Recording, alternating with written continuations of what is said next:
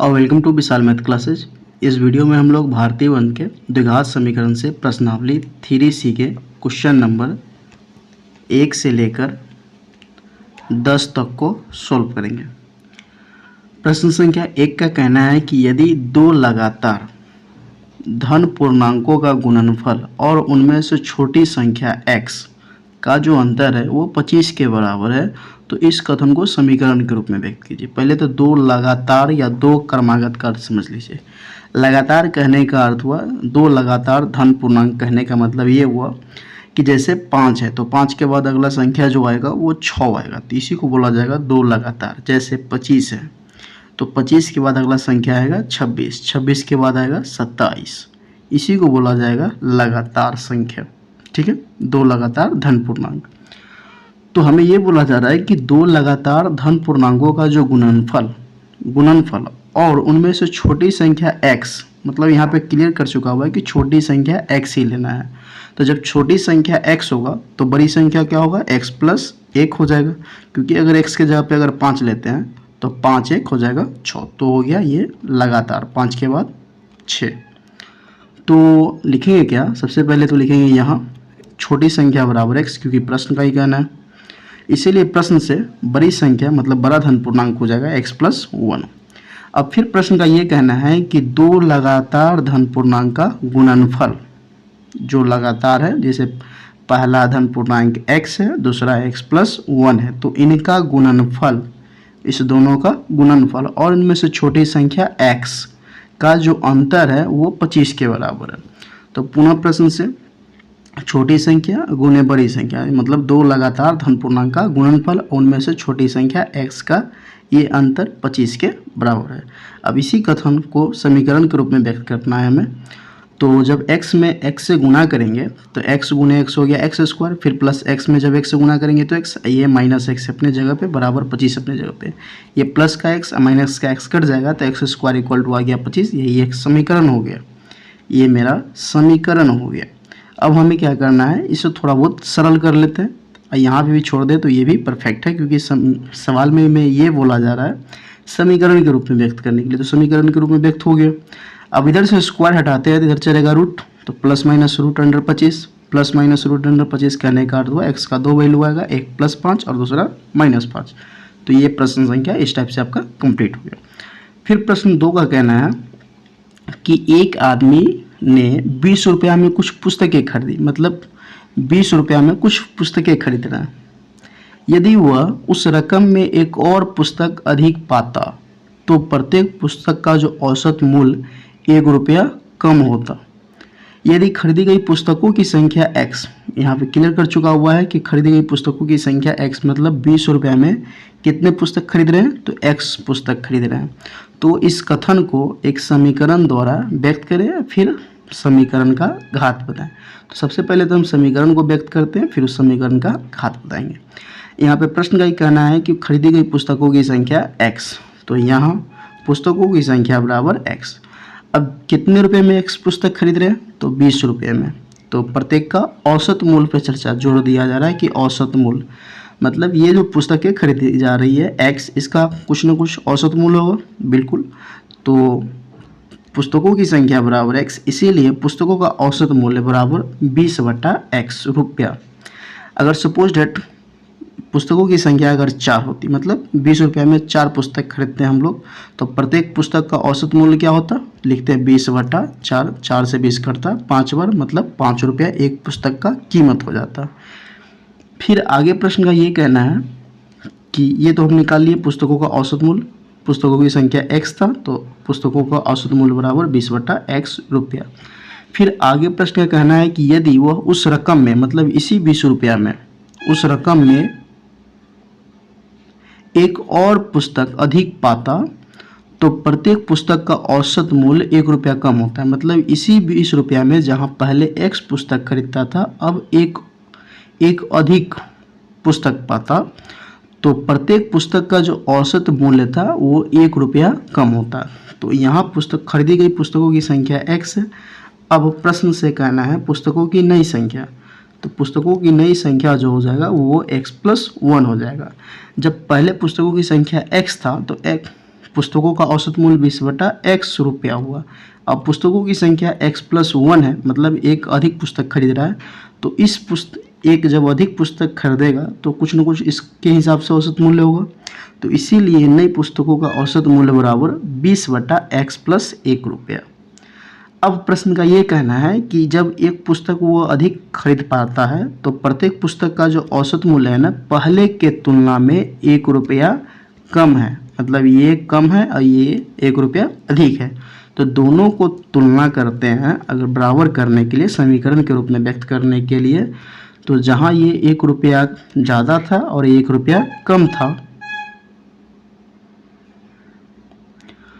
तो दोनों को बराबर करने के लिए इसमें 1 रुपये या तो हम लोग जोड़ देंगे या नहीं तो इसमें 1 रुपया घटा देंगे, क्योंकि 1 रुपया अधिक था, ये 1 रुपया कम था। पुनः प्रश्न से 20/x यहाँ रुपया होगा इक्वल टू 20/x+1 इतना रुपया और जोड़ 1 रुपया, मतलब ये 1 रुपया अधिक था और ये 1 रुपया कम था, इसमें अगर 1 रुपया जोड़ दिए, अब दोनों का वैल्यू इक्वल हो गया। अब करते क्या, इसे सरल करते हैं। तो ये जो 20/x है अपने जगह पे, ये संख्या इधर प्लस में, इधर आया तो माइनस में, इक्वल टू 1। x और x+1 का लसा हो गया x × x+1, ये मूल बटा x से इसमें भाग देंगे तो ये पद कटेगा, बचेगा x+1। x+1 में जब 20 से गुना करेंगे तो 20 × x+1, फिर माइनस अपने जगह पे, x+1 से भाग देंगे, ये कटेगा, बचेगा x। x में जब 20 से गुना करेंगे तो 20x इक्वल टू 1 अपने जगह पे। फिर इस गुणनखंड को तोड़ेंगे तो 20 × x हो गया 20x, प्लस का फिर प्लस 20 में 1 से गुना किया तो 20 और फिर माइनस 20x अपने जगह पे बटा, फिर नीचे उसी प्रकार गुणनखंड तोड़े तो x × x हो गया x², फिर प्लस x × 1 हो गया x इक्वल टू 1, माइनस का 20x और प्लस का 20x कट गया।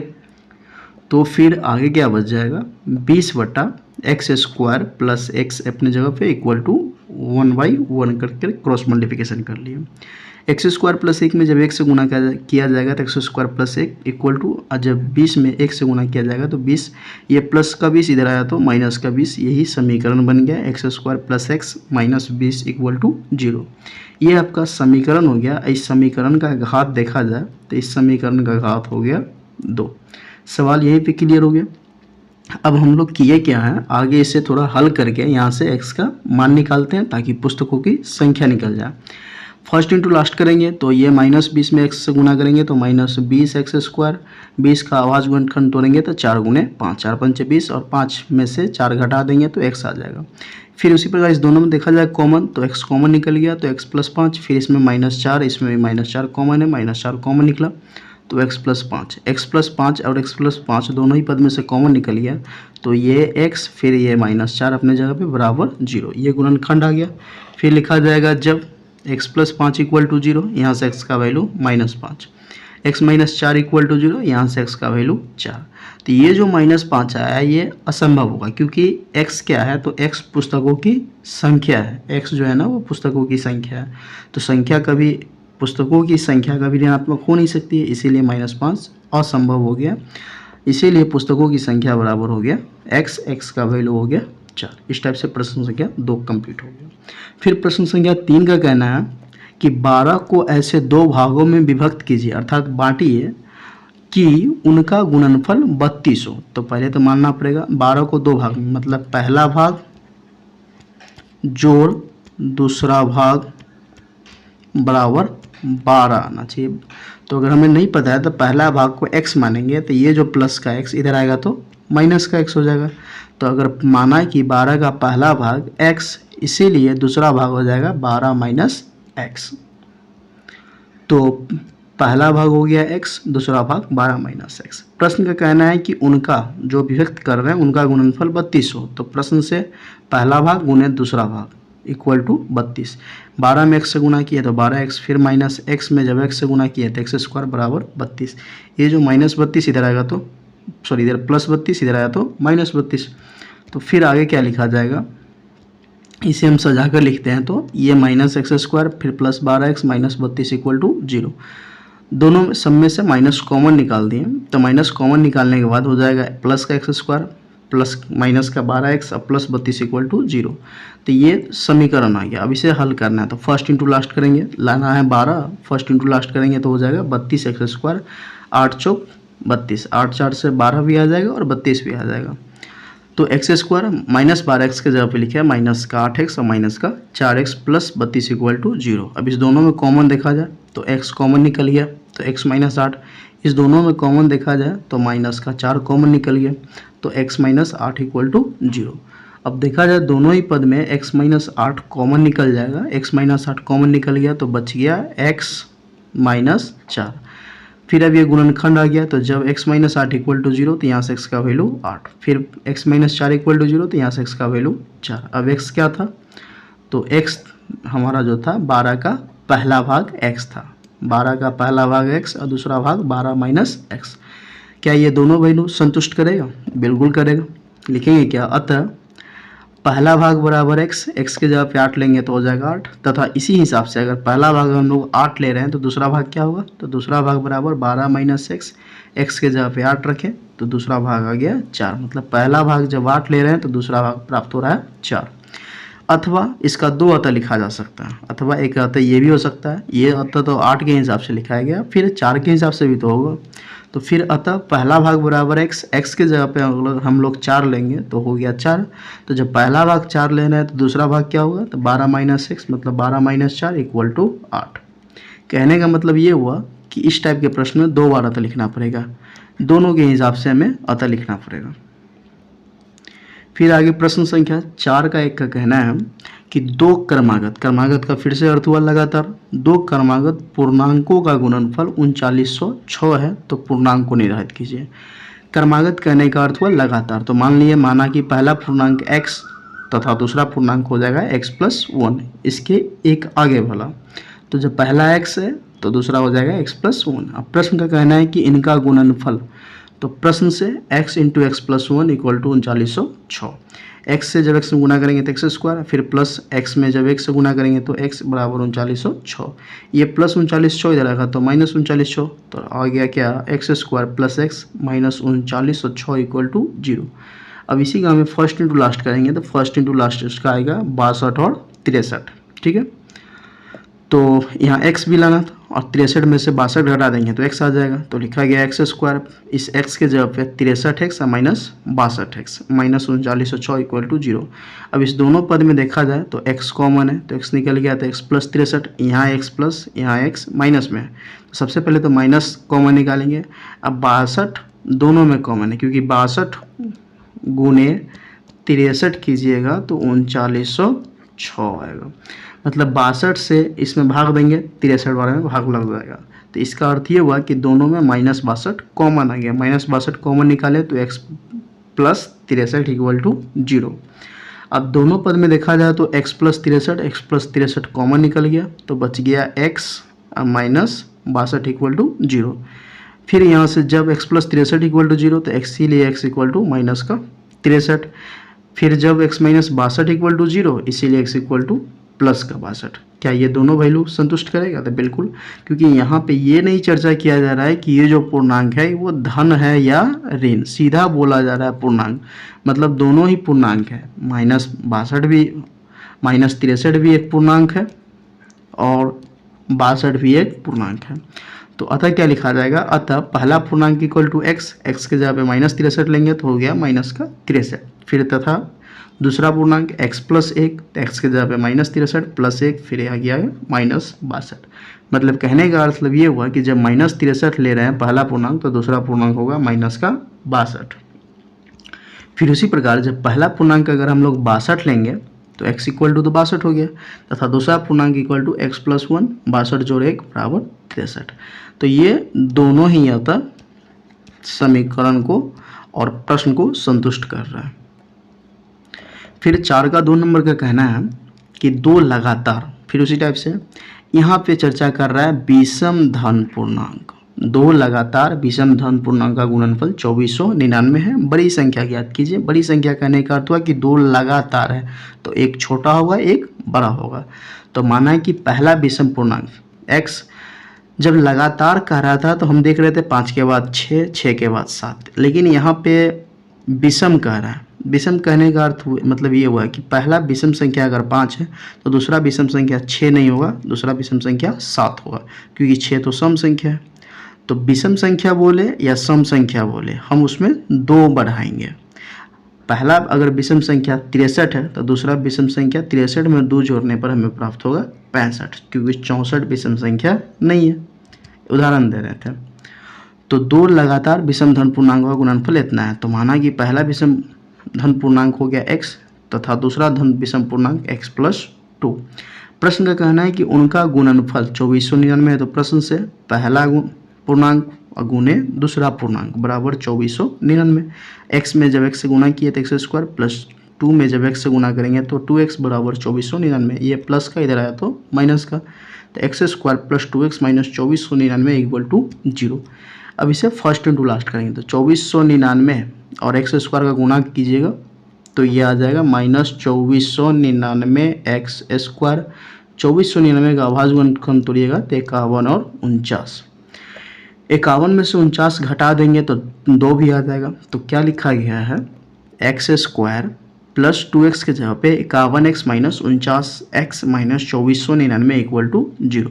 अब इस दोनों में देखा जाए तो कॉमन x है, x कॉमन निकलने के बाद x प्लस 51, इस दोनों में माइनस 49 कॉमन आ जाएगा। माइनस 49 कॉमन निकाल दिए तो x हो गया प्लस में, फिर माइनस निकलने के बाद ये प्लस, और 49 से 2499 में भाग दीजिएगा तो 51 बार, मतलब अब दोनों ही पद में x प्लस 51 कॉमन निकल जाएगा तो ये बच गया x माइनस का 49 इक्वल टू 0। अब ये गुणनखंड आ गया। फिर जब x प्लस 51 इक्वल टू 0 तो x इक्वल टू माइनस का 51। फिर जब x माइनस 49 इक्वल टू 0 तो x इक्वल टू प्लस का 49। अब यहाँ प्रश्न कह रहा था कि 2 लगातार विषम धन पूर्णांक, धन का जिक्र कर रहा है, तो एक मेरा ऋणात्मक में आया हुआ है, तो ये जो वैल्यू होगा ना ये असंभव हो जाएगा। यहाँ पे लिख लीजिएगा असंभव।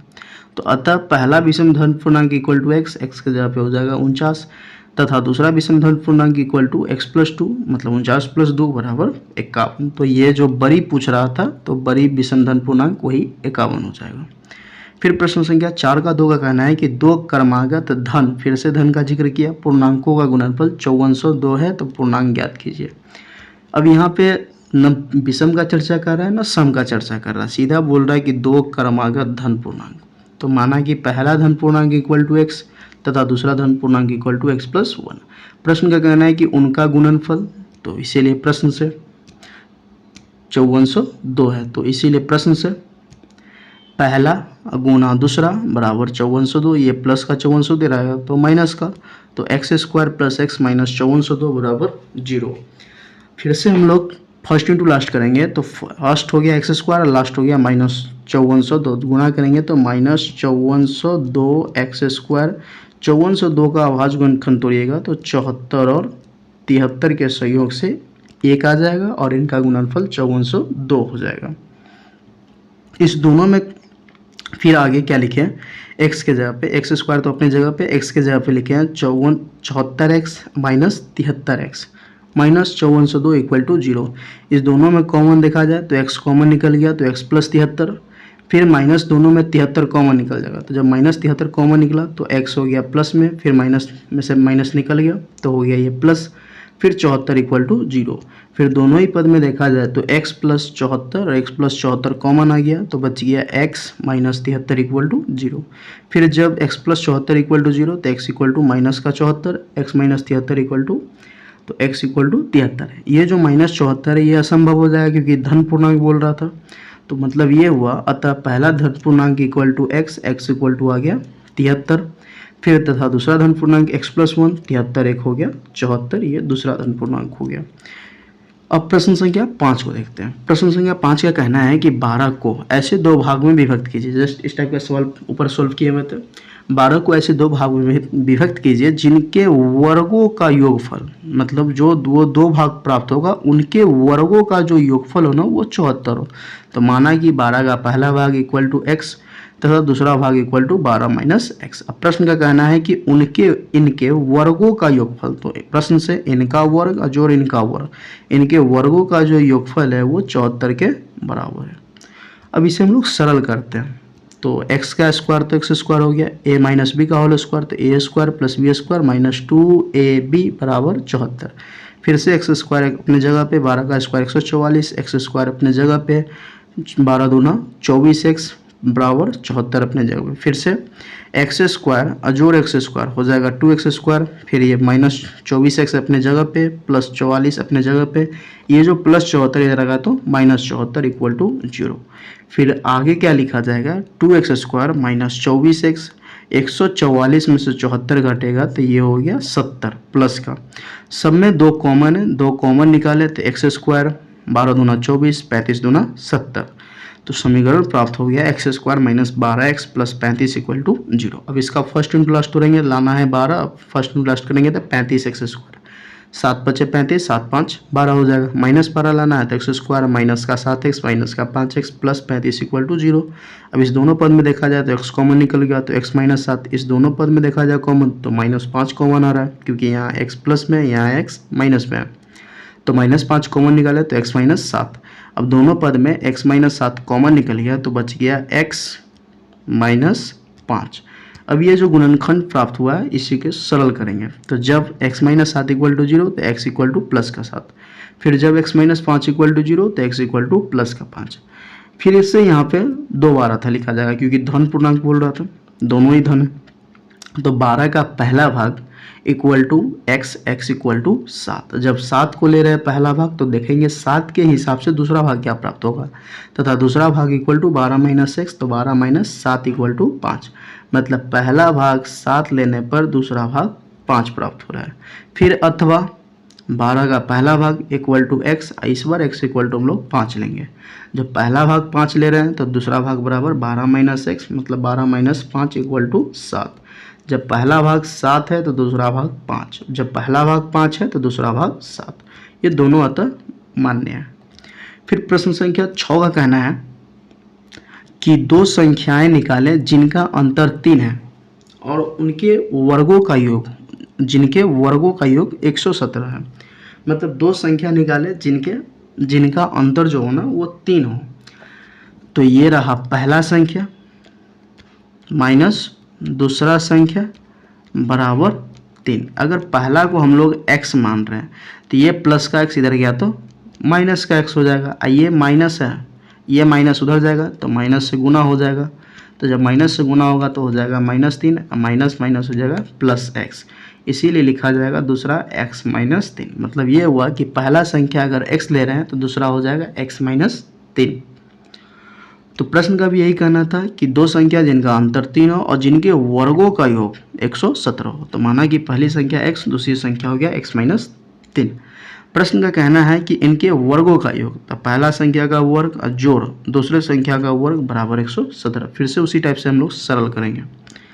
x का स्क्वायर हो जाएगा x स्क्वायर, a - b का होल स्क्वायर, तो a square plus b square minus 2ab बराबर 117। x स्क्वायर का अपने जगह पे, फिर प्लस अपने जगह पे, x स्क्वायर का x स्क्वायर, 3 का स्क्वायर 9, 3 दूना 6x बराबर 117। एक्स स्क्वायर जोड़ एक्स स्क्वायर हो जाएगा 2x स्क्वायर माइनस का 6x प्लस 9, ये जो प्लस 117 इधर आएगा तो माइनस 117 इक्वल टू 0।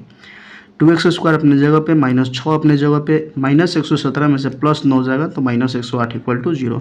अब प्रत्येक पद में देखा जाए तो 2 कॉमन है, 2 कॉमन निकलने के बाद एक्स स्क्वायर 3 दूना 6, 54 दूना 108 इक्वल टू 0। ये 2 गुना में इधर आएगा तो 0/2 बराबर फिर से 0 ही हो जाएगा। तो फिर आगे समीकरण क्या प्राप्त हुआ, x square minus 3x minus 54 equal to 0। First into last करेंगे तो माइनस 54 एक्स स्क्वायर, 54 का अभाज्य गुणनखंड तोड़ेंगे तो 9 × 6 = 54, और 9 में से 3 घटा देंगे, 6 घटा देंगे तो 3 आ जाएगा। तो क्या लिखा जा रहा है, एक्स स्क्वायर माइनस 3x के जगह पे माइनस 3x लाना है तो माइनस 9x प्लस का 6x माइनस 54 इक्वल टू 0। अब इस दोनों पद में देखा जाए तो x कॉमन है, x कॉमन निकलने के बाद x माइनस 9, इसमें दोनों में देखा जाए तो 6 कॉमन है, 6 कॉमन निकलने के बाद x माइनस 9, x माइनस 9 दोनों ही पद में से कॉमन निकल गया तो ये x फिर ये प्लस अपने जगह पे 6 इक्वल टू 0। अब यहाँ से गुणनखंड आ गया तो x माइनस 9 इक्वल टू 0, तो इसीलिए x इक्वल टू 0। फिर जब x प्लस 6 इक्वल टू 0 तो x इक्वल टू माइनस का 6। प्रश्न कह रहा था कि 2 संख्याएं निकालें जिनका अंतर 3 हो और जिनके वर्गों का है। यहाँ पे धन और ऋण का चर्चा नहीं किया हुआ है। क्या ये दोनों संख्या मान्य होगा, तो बिल्कुल मान्य होगा। देखेंगे अतः पहली संख्या बराबर x, तो x के जगह पे हो गया 9, फिर दूसरी संख्या इक्वल टू x माइनस 3, तो x के जगह पे 9 माइनस 3 इक्वल टू 6। मतलब पहली संख्या 9 ले रहे हैं तो दूसरी संख्या 6। फिर अथवा पहली संख्या बराबर x, x की जगह पे -3 लेंगे तो सॉरी -6 लेंगे तो हो गया -6 तथा दूसरी संख्या x -3 मतलब x की जगह पे -6 -3 इक्वल टू -9 मतलब पहली संख्या -6 तो दूसरी संख्या -9 दोनों ही संख्या मान्य है। फिर प्रश्न संख्या 7 का कहना है कि दो लगातार विषम धन पूर्णांक, दो लगातार और विषम धन पूर्णांक, यहाँ धन का चर्चा किया हुआ है, पूर्णांक के वर्गों का योगफल 290 है, विषम संख्या निकालें। विषम का भी चर्चा किया हुआ है, तो विषम बोले या फिर सम बोले, अगर पहला x होगा तो उसमें 2 बढ़ेगा, तो माना कि पहला विषम धन पूर्णांक इक्वल टू x तथा दूसरा विषम धन पूर्णांक इक्वल टू x+2। फिर प्रश्न का कहना है उनके जो पूर्णांक है उनके वर्गों का योगफल, तो प्रश्न से पहला का वर्ग और जोड़ दूसरा का वर्ग बराबर 290। तो एक्स स्क्वायर अपने जगह पे x square a plus b का होल स्क्वायर, तो हो जाएगा a square plus b square plus 2ab बराबर 290। एक्स का स्क्वायर हो गया एक्स स्क्वायर, एक्स का स्क्वायर फिर से एक्स स्क्वायर, 2 का स्क्वायर 4 फिर 2 दूना 4x equal to 290। X square में एक्स स्क्वायर जोड़ेंगे तो 2x स्क्वायर फिर प्लस का 4x फिर प्लस 4 बराबर 290। ये जो प्लस 290 इधर आया तो माइनस का 290, तो2x स्क्वायर अपने जगह पे प्लस का 4x अपने जगह पे, 290 में से प्लस 4 चला जाएगा तो -286 इक्वल टू 0। फिर से इस तीनों पद में देखा जाए तो 2 कॉमन है, 2 कॉमन निकालने के बाद एक्स स्क्वायर प्लस 2 दूना 4x -143 इक्वल टू 0। फिर से अब ये जो समीकरण प्राप्त हुआ है इसका फर्स्ट इंटू लास्ट तोड़ेंगे, x square plus 2x -143 equal to 0, तो फर्स्ट इंटू लास्ट करेंगे तो -143 एक्स स्क्वायर, 143 का अभाज्य गुणनखंड तोड़ेंगे तो 13 और 11, 13 में 11 से गुना करेंगे तो 143 और 13 में से 11 घटाएंगे तो 2 भी आ जाएगा, तो लिखा क्या जाएगा एक्स स्क्वायर प्लस 2x की जगह पे प्लस 2x लाना है तो प्लस का 13x और माइनस का 11x -143 इक्वल टू 0। इस दोनों में देखा जाए तो x कॉमन आ गया तो x प्लस 13, इस दोनों में -11 कॉमन आ गया तो x प्लस 13 हो गया, फिर x प्लस 13 और x प्लस 13 बाहर निकल गया तो हो गया x -11 इक्वल टू 0। अब यहाँ से गुणनखंड आ गया, लिखा जाएगा जब x plus 13 equal to 0, x equal to minus का 13 फिर x -11 इक्वल टू 0 तो x इक्वल टू प्लस का 11। प्रश्न विषम धन पूर्णांक बोल रहा था तो ये तो ऋणात्मक है इसलिए असंभव हो जाएगा, अतः पहला विषम धन पूर्णांक equal to x, x equal to 11। जब पहला 11 होगा तो दूसरा विषम धन पूर्णांक x+2 11 + 2 इक्वल टू 13 हो गया। इस टाइप से प्रश्न संख्या 7 का एक कंप्लीट हुआ। फिर 7 का 2 नंबर का कहना है कि दो लगातार धन, फिर यहाँ भी धन का चर्चा कर रहा है, धन पूर्णांकों का जो वर्गों का योगफल है वो 221 है, संख्या ज्ञात करें। सेम उसी टाइप से, लेकिन यहाँ पे विषम और सम का चर्चा नहीं है, सीधा लगातार धन पूर्णांक है, तो माना कि पहला धन पूर्णांक x तो दूसरा हो जाएगा x+1। प्रश्न से पहला का वर्ग जो दूसरा का वर्ग बराबर 121, तो x का स्क्वायर तो x square a plus b का होल स्क्वायर, तो a square plus b square plus 2ab equal to 221। X square जोड़ो एक्स स्क्वायर हो, ये हो जाएगा 2x स्क्वायर फिर प्लस 2 गुने 1 हो गया 2x प्लस 1 इक्वल टू 221। ये प्लस 221 इधर आएगा तो माइनस का, तो x square plus 2x plus 1 minus 221 equal to 0। फिर आगे 221 में से 1 चला जाएगा तो 220, तो x square 2x square plus 2x minus 220 equal to 0। इस तीनों पद में देखा जाए तो 2 कॉमन है, 2 कॉमन निकलने के बाद एक्स स्क्वायर प्लस x और 110 दूना 220 इक्वल टू 0, तो ये समीकरण प्राप्त हो गया x square plus x minus 110 equal to 0। फिर से फर्स्ट इंटू लास्ट तोड़ेंगे तो -110 एक्स स्क्वायर, 110 का अभाज्य गुणनखंड तोड़ेंगे 11 दाहीं 110, 11 में से 10 घटाएंगे तो x भी आ जाएगा। तो इसे हम लोग व्यक्त करेंगे एक्स स्क्वायर प्लस का x लाना है तो प्लस का 11x और माइनस का 10x माइनस 110 इक्वल टू 0। इस दोनों में देखा जाए तो x कॉमन निकलने के बाद x प्लस 11, इस दोनों में कॉमन देखा जाए तो माइनस का 10, माइनस 10 निकलने के बाद x प्लस 11, यहाँ भी हो गया 10 निकल गया बाहर तो हो गया x 11 दाहीं 110, तो ये हो गया। फिर दोनों में देखा जाए तो x प्लस 11 और x प्लस 11 कॉमन निकल गया तो बच गया x माइनस का 10 इक्वल टू 0। फिर ये जो गुणनखंड आया फिर इसे हम लोग आगे तोड़ेंगे तो फिर लिखा क्या जाएगा x प्लस 11 इक्वल टू 0 तो x इक्वल टू -11, फिर x माइनस 10 इक्वल टू 0 तो x इक्वल टू प्लस का 10। ये -11 आया जो कि ऋण है, ये इसीलिए असंभव हो जाएगा, x इक्वल टू आ गया प्लस का 10। तो अतः पहला धन पूर्णांक equal to x equal to हो गया प्लस का 10 तथा दूसरा विषम धन पूर्णांक x+1 तो 10 जोड़ 1 बराबर 11। इस टाइप से प्रश्न संख्या 7 कंप्लीट हुआ। फिर प्रश्न संख्या 8 का कहना है कि 3 के दो क्रमागत गुणनजों का गुणनफल 180 है, तो गुणनजों को निर्धारित कीजिए। सम बोल रहा था तो हम लोग 2 बढ़ाते हैं, विषम बोले तो भी 2 बढ़ाएंगे। अगर पहला x हो तो दूसरा का बात कर रहे हैं।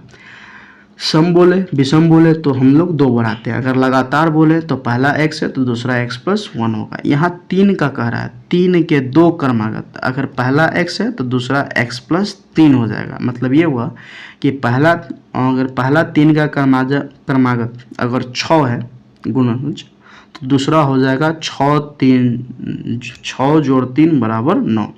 अगर पहला 6 तो दूसरा 9 होगा। कैसे? क्योंकि 3 का बढ़ोतरी होगा, इस बार 3 3 बढ़ेगा, संख्या में 3 3 जोड़ते चले जाएंगे। तो माना कि 3 का पहला गुणज जब x है तो दूसरा गुणज होगा पहला संख्या जोड़ 3। तो इसीलिए लिखा गया है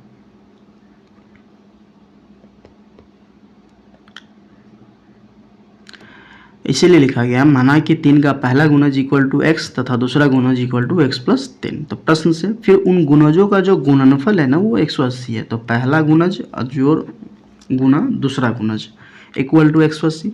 तो प्रश्न से x into x plus 3 equal to 180। अब इसे तोड़ेंगे तो x में जब x से गुना करें एक्स स्क्वायर, 3 में x है तो 3x इक्वल टू 180।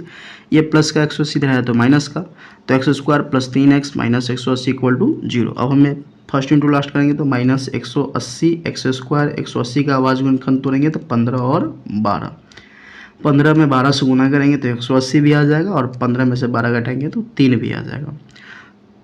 तो लिखा क्या जाएगा, एक्स स्क्वायर प्लस 3x के जगह पे प्लस का 15x माइनस का 12x माइनस 180 इक्वल टू 0। अब देखा जाए तो इस दोनों पद में x प्लस 15 में कॉमन क्या आ रहा है, x, तो x निकलने के बाद x प्लस 15 हो गया। फिर इस दोनों में देखा जाए तो माइनस का 12 कॉमन निकल रहा है। जब माइनस का 12 कॉमन निकलेगा तो ये 12 निकल गया तो बच गया x, माइनस निकला तो ये हो गया प्लस, और 12 से 180 में भाग देंगे तो 15 बार, तो x प्लस 15 ही अब दोनों पद में से कॉमन निकल गया तो ये x माइनस ये 12 equal to 0। x plus 15 equal to 0 तो x minus x equal to minus का 15, x माइनस 12 इक्वल टू 0 तो x इक्वल टू प्लस का 12। अब ये जो संख्या आया है क्या ये मान्य होगा? तो बिल्कुल 3 का, क्योंकि यहाँ पे 3 का जो गुणज बोल रहा था वो धन ऋण का चर्चा नहीं किया हुआ, सीधा गुणज बोल रहा है। तो अतः 3 का पहला गुणज equal to x, x equal to हम लोग पहले प्लस वाले को ले लिए तो हो गया 12, तथा दूसरा गुणज x प्लस 3 तो 12 जोड़ 3 इक्वल टू 15 आ गया। फिर 3 का पहला गुणज जब माइनस 15 को लेंगे तो 3 का पहला गुणज equal to x, x equal to minus का 15। फिर दूसरा गुणज equal to x plus 3, x के जगह पे माइनस 15 और जोड़ 3 इक्वल टू आ जाएगा माइनस का 12। इस टाइप से ये दोनों ही अतः मान्य है और ये 8 नंबर कंप्लीट हुआ। फिर प्रश्न संख्या 9 का कहना है कि 2 लगातार धनात्मक सम संख्या निकाले जिनके वर्गों का योगफल 100 है। अब तक हम लोग विषम का देख रहे थे, इस बार सम का दे दिया। तो पहले मानेंगे उसी टाइप से, माना कि पहली धनात्मक विषम संख्या इक्वल टू एक्स, जब पहला x है तो दूसरा हो जाएगा x प्लस 2। प्रश्न का कहना था कि सम संख्या निकाले जिनका वर्गों का योगफल 100 है। तो प्रश्न से पहला संख्या का वर्ग और जोड़ दूसरा संख्या का वर्ग बराबर 100। x का स्क्वायर हो गया x square, a plus b का होल स्क्वायर तो a square plus b square plus 2ab बराबर 100। एक्स स्क्वायर का हो गया ये एक्स स्क्वायर, फिर ये एक्स स्क्वायर अपने जगह पे एक्स स्क्वायर, 2 का स्क्वायर 4 और 2 दूना 4x प्लस बराबर 100। एक्स स्क्वायर में जब एक्स स्क्वायर को जोड़ेंगे तो 2x स्क्वायर फिर प्लस 4x का हो गया 4x फिर प्लस 4, ये प्लस 100 इधर आया तो माइनस का 100। फिर आगे यहाँ स्क्वायर छूटा हुआ है, इसे नोट कर लीजिएगा आप लोग। तो एक्स स्क्वायर में एक्स स्क्वायर जोड़े तो 2x स्क्वायर, अब फिर प्लस 4x का हो गया 4x, 100 में से 4 घट जाएगा तो माइनस का 96 इक्वल टू 0। अब दोनों में देखा जाए तो 2 कॉमन है, 2 कॉमन निकलने के बाद हो जाएगा x square plus 2x minus 48 दूना हो जाएगा 96। अब ये समीकरण प्राप्त हो गया x square plus 2x minus 48 equal to 0।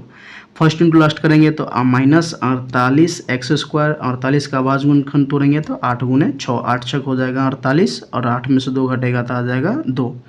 तो लिखा क्या जाएगा, एक्स स्क्वायर प्लस 2x के जगह पे प्लस का 8x minus 6x minus 48 equal to 0। अब इस दोनों में कॉमन देखा जाए तो x x कॉमन निकलने के बाद x प्लस 8, इस दोनों में कॉमन देखा जाए तो माइनस का 6, माइनस 6 कॉमन निकल गया तो ये हो गया x, माइनस निकलने के बाद ये हो जाएगा प्लस, और 8 छक 48, दोनों में x प्लस 8 कॉमन निकल गया तो ये x माइनस का 6 equal to 0, x plus 8 equal to 0 तो x इक्वल टू माइनस का 8, x माइनस 6 इक्वल टू 0 तो x इक्वल टू प्लस का 6। मतलब ये जो माइनस आया है ये वैल्यू असंभव होगा, का है क्योंकि धनात्मक का चर्चा कर रहा था, ये तो ऋण है, तो x इक्वल टू केवल 6, ये परफेक्ट होगा। तो अतः पहली धनात्मक सम संख्या equal to x equal to 6 तथा दूसरी धनात्मक सम संख्या equal to x plus 2, x के जगह पे 2 रखें, 6 रखेंगे तो 6 2 8।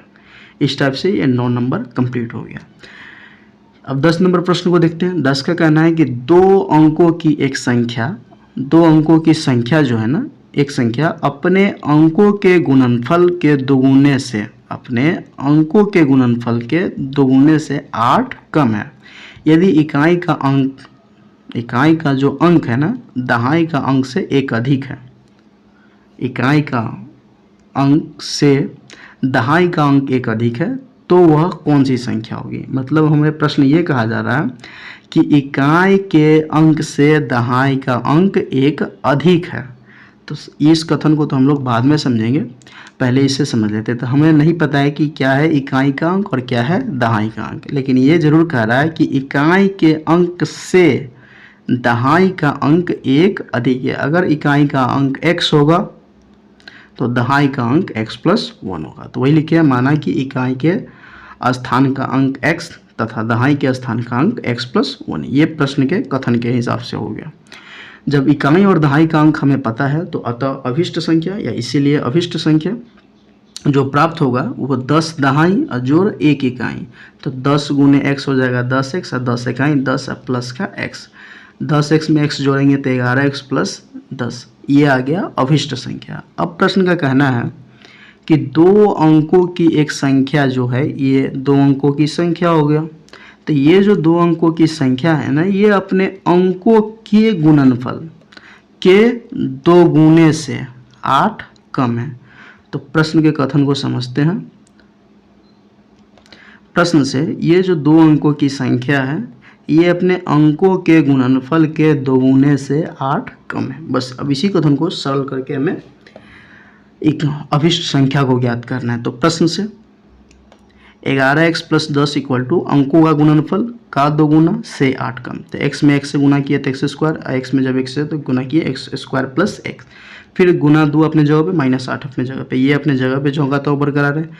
x स्क्वायर में जब 2 से गुना किया तो 2x स्क्वायर, फिर 2 से x में गुना किया तो 2x माइनस 8, ये जो भी इधर प्लस में इधर आएगा तो माइनस में, तो लिखा क्या जाएगा, तो x 11x प्लस 10 अपने जगह पे, ये प्लस में इधर आया तो माइनस में, ये प्लस में इधर आया तो माइनस में, ये माइनस में इधर आया तो प्लस में। अब x स्क्वायर वाला कोई पद ही नहीं है तो इसको पहले लिख दिया माइनस 2x स्क्वायर, फिर माइनस का 2x, अब प्लस का 11x, 11 में से 2 जाएगा तो प्लस का 9x, प्लस का 10 और प्लस का 8 हो गया प्लस का 18 इक्वल टू 0। इसमें कुछ कॉमन वगैरह है नहीं। अब इसका हम फर्स्ट इंटू लास्ट तोड़ दिए, तो फर्स्ट है 18, सॉरी लास्ट है 18, फर्स्ट है -2, तो गुना करेंगे तो -36x स्क्वायर, 36 का आभाज्य गुणनखंड तोड़े तो 12 तिया 36, लाना था हमें 9, अब 12 में से 3 घटा देंगे तो आ जाएगा 9, तो लिखे क्या -2x स्क्वायर प्लस 9x के जगह पे प्लस का 12x माइनस का 3x प्लस 18 इक्वल टू 0। इस दोनों में कॉमन देखा जाए तो -2 दोनों में से हम निकाल सकते हैं, -2x कॉमन निकाल सकते हैं, माइनस निकल गया 2 निकल गया, x स्क्वायर में से x निकल गया तो बच गया x, प्लस में से माइनस निकला तो हो गया -6 दूना 12, फिर इस दोनों में -3 कॉमन निकाल सकते हैं तो -3 निकल गया तो x, प्लस में से माइनस निकला तो -6 3 18। देखा जाए तो दोनों ही पद में x माइनस 6 और x माइनस 6 बाहर निकल गया तो बच गया माइनस का 2x माइनस 3 इक्वल टू 0। फिर जब x माइनस 6 इक्वल टू 0 तो x इक्वल टू आ गया प्लस का 6, फिर -2x माइनस 3, तो ये -3 इधर गया तो प्लस का 3, ये -2 इधर गुना में इधर गया तो भाग में, तो x इक्वल टू हो गया -3/2। संख्या का कहना ये जो x है ना ये इकाई का स्थान का वैल्यू है, तो क्या इकाई का स्थान का वैल्यू कभी ऋणात्मक होगा नहीं, तो ये असंभव हो गया, तो x का वैल्यू 6 आ गया। तो अतः अभिष्ट संख्या बराबर 11x प्लस 6, तो 11 गुने 6 66 और जोड़ 10, ये आ गया 76। इस टाइप से प्रश्नावली 3C के क्वेश्चन नंबर 1 से लेकर 10 तक कंप्लीट हुआ।